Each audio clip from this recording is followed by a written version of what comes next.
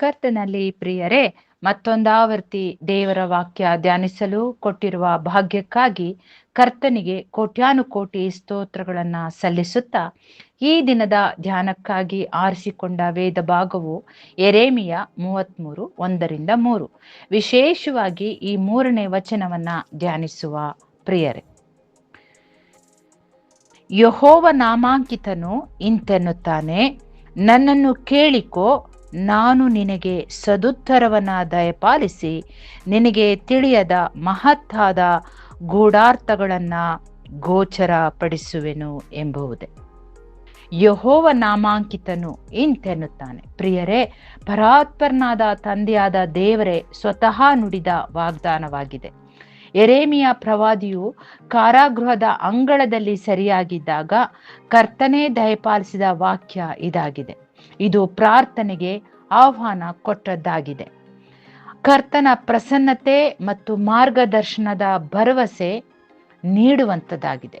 ಕಷ್ಟಕರ ಸಮಯಗಳಲ್ಲಿ ಶಕ್ತಿಯುತ ಸತ್ಯಗಳನ್ನ, ಕಣ್ಣಿಗೆ ಕಾಣದ ಸತ್ಯಗಳನ್ನ ಬಹಿರಂಗಪಡಿಸುವ ವಾಗ್ದಾನವೂ ಇದಾಗಿದೆ. ಪ್ರಿಯರೇ, ನನ್ನನ್ನು ಕೇಳಿಕೋ, ನಾನು ನಿನಗೆ ಸದುತ್ತರವನ್ನ ದಯಪಾಲಿಸಿ ನಿನಗೆ ತಿಳಿಯದ ಮಹತ್ತಾದ ಗೂಢಾರ್ಥಗಳನ್ನ ಗೋಚರಪಡಿಸುವೆನು.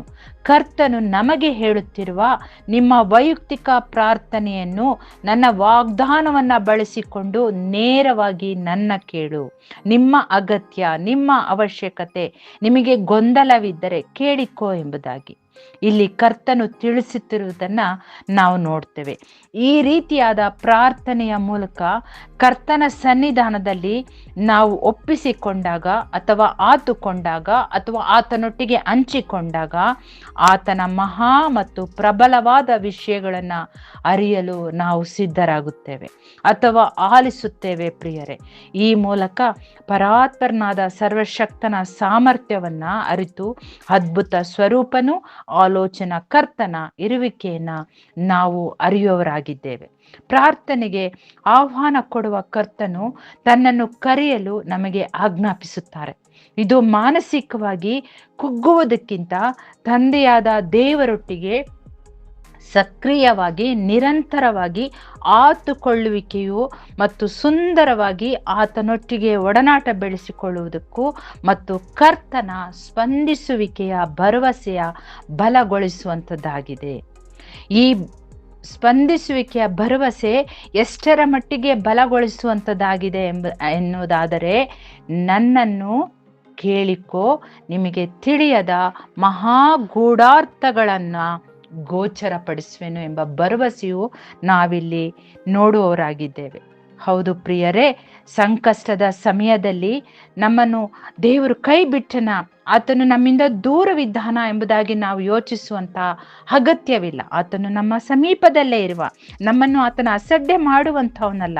ಆತನು ಇಲ್ಲಿ ಹೇಳ್ತಾನೆ, ಸಂಕಷ್ಟದ ಸಮಯದಲ್ಲಿ ಆತನು ನಮ್ಮನ್ನು ಕಾದುಕೊಳ್ಳುವ ಎಂಬುದನ್ನ ಕರ್ತನ ಮಾತು ದೃಢಪಡಿಸುವಂಥದ್ದಾಗಿದೆ. ಮಹಾ ಮತ್ತು ಪ್ರಬಲ, ಶೋಧಿಸಲಾಗದ ಗುಪ್ತ ವಿಷಯಗಳನ್ನ ಬಹಿರಂಗಪಡಿಸುವ ಭರವಸೆ ನೀಡುವಂಥದ್ದಾಗಿದೆ. ಇದು ನಮ್ಮ ತಿಳುವಳಿಕೆ, ಬುದ್ಧಿಶಕ್ತಿ ಅಥವಾ ದೂರದೃಷ್ಟಿಗೆ ಮೀರಿದ ಕರ್ತನ ಅಗಮ್ಯವಾದ ಬುದ್ಧಿಶಕ್ತಿ ಮತ್ತು ಆತನು ನಮಗಾಗಿ ರೂಪಿಸಿರುವ ಯೋಜನೆಗಳನ್ನ ತೋರಿಸುವಂತಹ ಕರ್ತನ ಭರವಸೆಯ ಮಾತಾಗಿದೆ. ಪ್ರಿಯರೇ, ನಾವು ಸೋತಂತಹ ಗಳಿಗೆಯಲ್ಲಿ ಕರ್ತನು ಬಹಳ ಅದ್ಭುತವಾಗಿ ಕ್ರಿಯೆ ಮಾಡುವಂತಹ ಅಪ್ರತಿಮವಾದ ಜೀವಿಸುವ ದೇವರಾಗಿರುವ ನಮ್ಮ ಕರ್ತನು ನಾವು ಕೇಳುವುದಕ್ಕಿಂತ ಹೆಚ್ಚಿನದನ್ನ ಕೊಡಲು ಶಕ್ತಿಯುಳ್ಳ ಕರ್ತನಾಗಿರುವ, ಸಾಮಾನ್ಯವಾಗಿ ಪರಾತ್ಪರನಾದ ತಂದೆಯಾದ ದೇವರ ಫೋನ್ ನಂಬರ್ ಇದಾಗಿದೆ ಎಂಬುದಾಗಿ ಘನತೆವೆತ್ತಂತ ತುಂಬಾ ದೇವ ಸೇವಕರು ಈ ವಾಕ್ಯವನ್ನ 333 ಅಂದ್ರೆ 33:3 ಎಂಬುದಾಗಿ ಹೇಳ್ತಾರೆ.